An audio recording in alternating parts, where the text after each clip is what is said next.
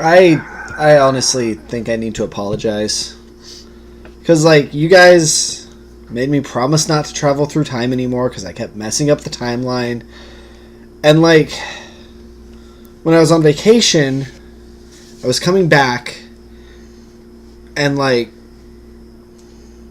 I stepped off my plane, and, like, my clock said it was, like, 1, and then suddenly it was, like, 10.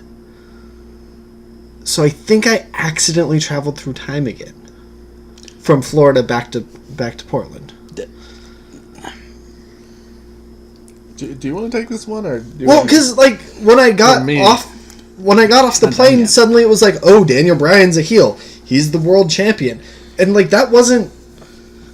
I think I messed up the timeline, guys. No, I think you don't understand time zones. No, not like the world is broken up into time segmented zones. like an orange. You know, where it's here when it's like 3, it's like 7 in New York. 6 in New York. 6? Yeah. 3, 4, 5, 6. They're 3 hours ahead of us on the East Coast. Was it a completely, like, how long was your flight? 5 hours. And what time was it when you left, and what time was it when you got there? Well, let's see. Did your clock only say about an hour had passed? Well, okay, so first I went from Florida to Charlotte. Okay. And did you say hi to Charlotte? No, I just missed her. Oh, okay. Where'd you go in Florida? Pensacola. Did you say hi to Roman? I just missed him too. But did he go to the hospital? Probably. Okay.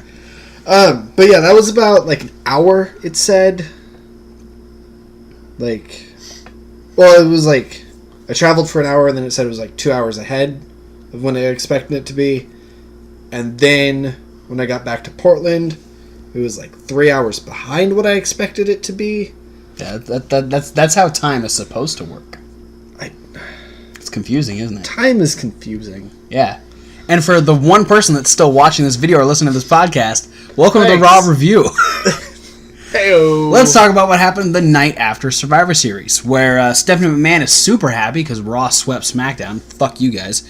Corbin is expecting to be named permanent GM, and Stephanie's like, yeah, I'm working on a few things that I promised, and Braun's like, yeah, you are. Promised me a lot, bitch. I want a match against this slime ball. And he's like, well, you can have him at TLC. Okay, cool. I get to pick the stipulation. It's going to be a TLC match.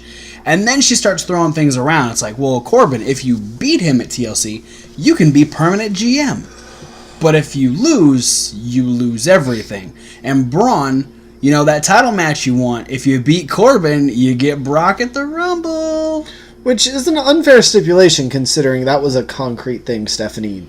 Yeah, she already promised him a title match. Yeah. He shouldn't have to go through Corbin. If you lose to Corbin, you get a match with Brock Lesnar on Raw. You don't get a pay-per-view.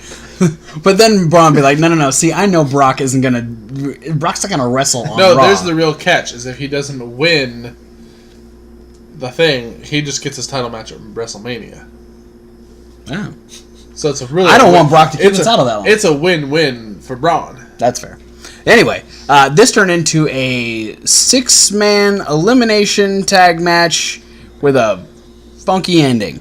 Because it ended up being Strowman teaming with Elias and Finn Balor to take on Baron Corbin, Bobby Lashley, and Drew McIntyre. Finn was eliminated by McIntyre, Elias got counted out, and Braun got beat up. Yep. Well, I mean, he got a shattered elbow. So, the match ended. Because they beat the shit out of him. Yeah. Drew came in with a chair, and the referee rang the bell, and I think I figured this one out. Yeah. As the referee called the match off at that point, because if he had told Drew he was disqualified, he's afraid of what Drew would have done to him. That's fair. Yeah. So he's just like, you know what? It's better safe if I just say the whole team loses. You know what, Drew? You win, actually. Just you. He whispered it to Drew. Yeah. So the other guy didn't beat him up. Yeah. Somehow, just only Drew wins. Yes. But Corbin. Don't tell Corbin. Don't tell Lashley. Don't tell Leo, because Leo will tell Lashley. Corbin and Lashley didn't win. Just Drew. Yeah. Anyway. Drew in his chair. Yeah. So then we had Seth Rollins come out, and he just wants to beat up Dean Ambrose. He's ready to fight, and Dean Ambrose is like, no, I don't want to go out there. Come find me back here. So Seth went to go find him back there and got into a fight with security guards. Yeah, that was... Lars Sullivan is still coming soon. Yeah. Nia and Tamina defeated Sasha and Bayley. Charlie was getting ready to interview Baron Corbin, and then Ambrose popped up on the TV and was like, hey, Charlie, let Ambrose know I'm in the back. Yeah, almost like some sort of jigsaw thing. Dean wanted to play a game. So Seth went, and it actually kind of turned out that way, because Seth went to like the boiler room, like storage area. It's the stairway. It's the foggy stairway. Yeah. And so he didn't find Dean Ambrose, but he found Burn It Down written on the door on the inside. Yeah. That made him really mad for some reason. Maybe it was going to be a jigsaw situation, but Dean didn't have time to set it up before Seth got there. So he just got to the room and then it said burn it down, and Dean's like, fuck, I had a whole thing planned. There was going to be a whole lot more. Then Drake got made fun of. It was stupid. Lucha House Party defeated the Revival in a Lucha House rules. Where they get not even Lucha rules. Lucha House rules. Where they get the extra man, and the Revival are in a handicap match for what reason? So it's legitimately just a handicap match. Yeah. Yeah. You didn't have to give it a fancy name. Yeah, there was nothing special about it other than the fact that the Lucha House Party got their third member. Charlie then was talking to Seth, and Seth's like, hey, I'm going to find Dean. Dean walks by in the back. Yeah. I'm going to find Dean, and I'm going to beat up Dean. Titus goes, hey, Seth. Titus was almost useful here. Seth, I just saw Dean. Where'd he go? I don't know. Titus, you fucking moron. The key word is almost useful, because Titus is just a piece of garbage. Yep. Maybe Dean was actually just... That's what Dean was smelling in that promo. Just Titus. Maybe Dean was just past that door, and so Titus is like, hey, Dean was just here, and Dean just shot Titus a look. Yeah, he hadn't shut the door yet. He's like... Yeah. Like, no, Seth, I don't know. Yeah, I don't know where he went. He went somewhere. Ronda Rousey came out, talked a little bit about Charlotte, talked about how she knows she's going to go against Nia Jax, but she wanted to defend her title tonight. Baron Corbin said no, and Ronda gave him a look, and he's like, okay. And so she beat Mickie James. Gable and Rude defeated the Authors of Pain. Okay. Natty defeated Ruby Riott.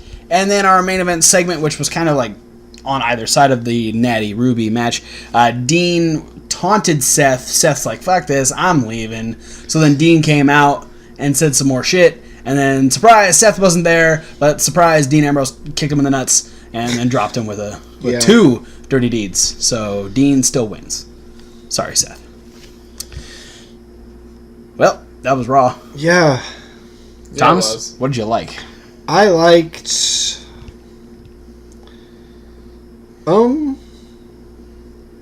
back to me. Kevin, what did you like? I'm glad you guys are having as much trouble as I am. Yeah. You know what I liked? I liked Sneaky Dean. Sneaky Dean was pretty funny. Plus Titus being a moron afterwards kind of added to that segment. I mean, my like/love, because I didn't like a whole lot on the show, was just the whole Dean Ambrose just fucking with Seth Rollins all night long. I think that's kind of the only thing to really say, because there's a lot of things I think of that were like for example, them trying to take out Braun, and like that's a thing that in theory I like, but the beatdown was good. Yeah. And parts of the match were good, but the overall thing, it felt like I felt like that should have been like a main event thing. Yeah. But I guess we needed the update for Braun later on. Well, anyway. Or next week. Yeah, or next week. Like, keep Braun off TV for a week. Is there anything else? You know what? I liked the match between the Authors of Pain and Gable and Rude. Yeah. I just... it really put forward the Authors of Pain's physicality. Because there was the spot where we all watched and we all kind of cringed when one of them picked up Chad Gable and threw Chad Gable face first on the other one's knee. Yeah. Yeah. You know what? I'm gonna. The match itself wasn't bad. Found another like. I like that technically, since there wasn't another match to end the show, that Natty and Ruby Riott were the main event of Raw. Yeah. Yeah, it was good.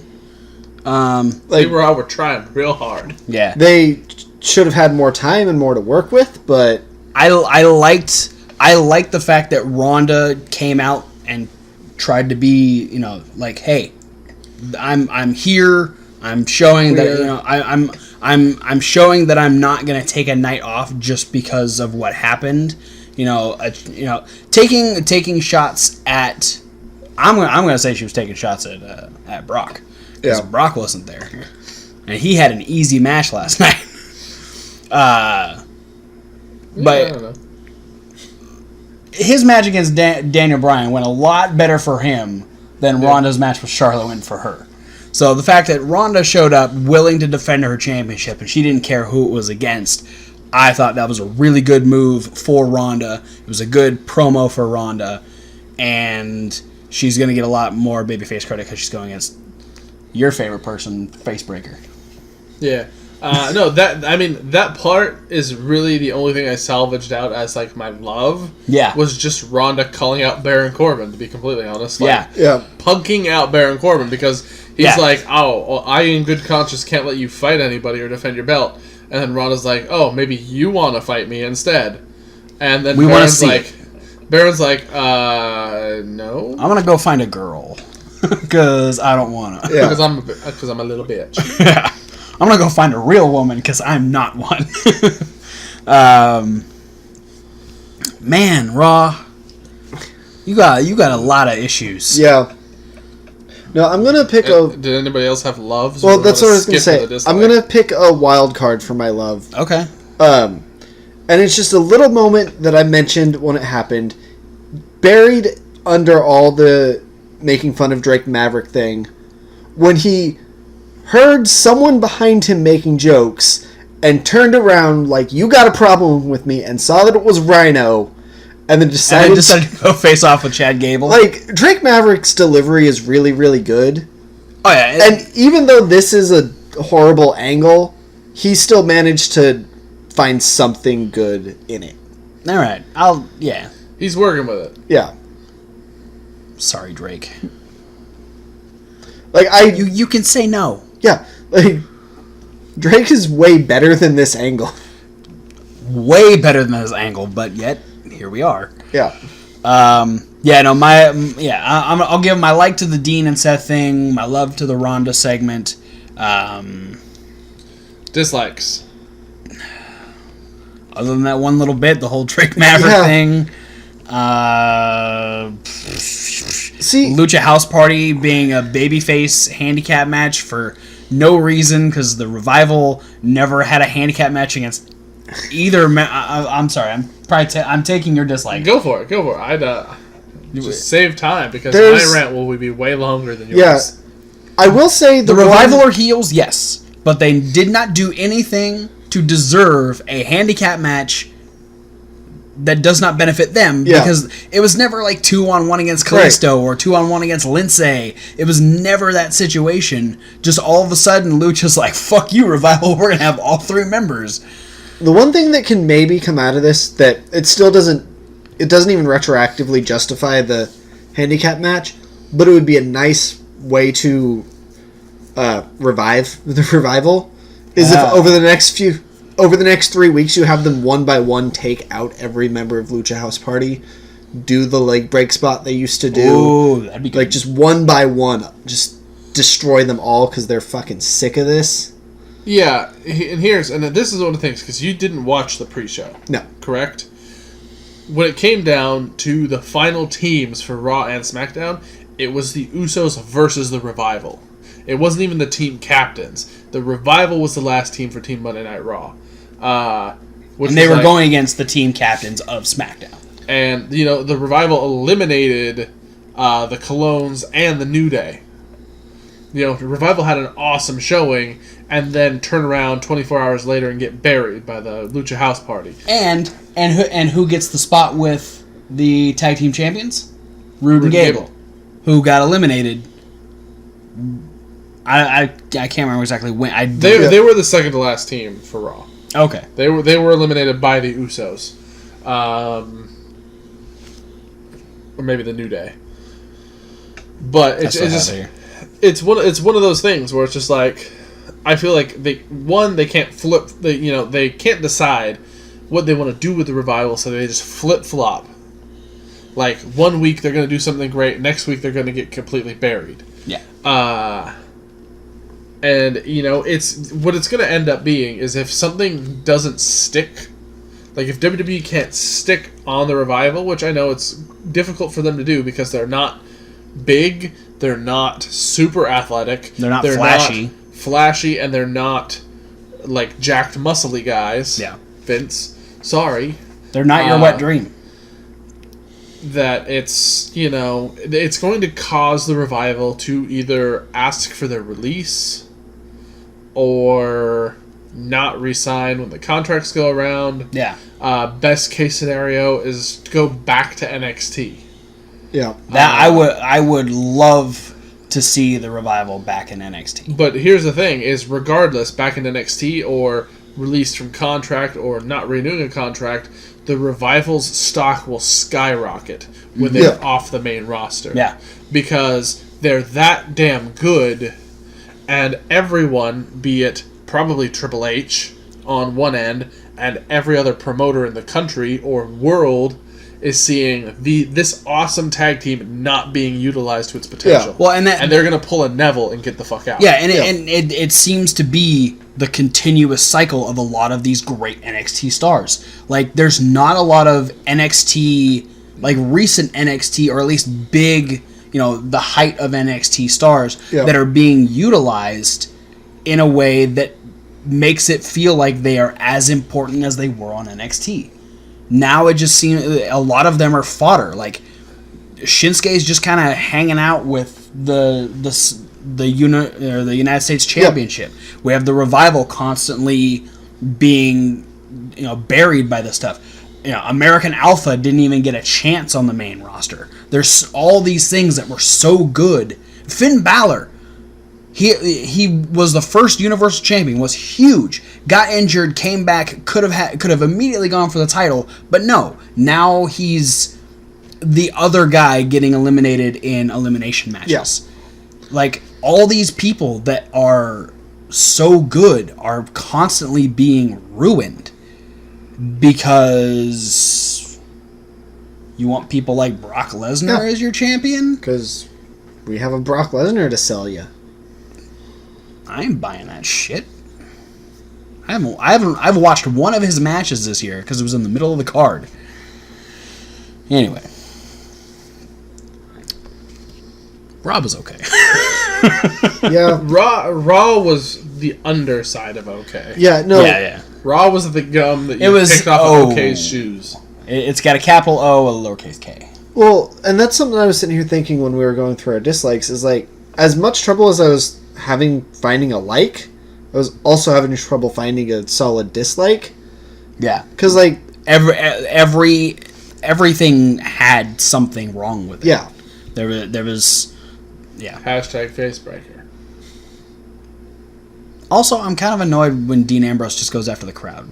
Yeah. That doesn't seem like something Dean should do. Something that, like, irked me, and I don't remember if I said it when it happened last week, because he did the same thing last week, too. He took a cheap heat shot at the audience. I don't think I noticed it last week. And it's one of those things. And a promo he did, like, at the recent string of house shows, or like the Europe tour that they just did. Yeah. Like, he came out and he did the promos, and he did the same thing, where he was taking cheap heat shots at the crowd on those promos, where I feel like he doesn't need to be doing that, but I feel like WWE feels it's the only way that they're actually going to get Dean Ambrose booed is taking the cheap heat things, or like what they did with him, like talking about Roman getting what he deserved. Like, it's cheap heat or going too far.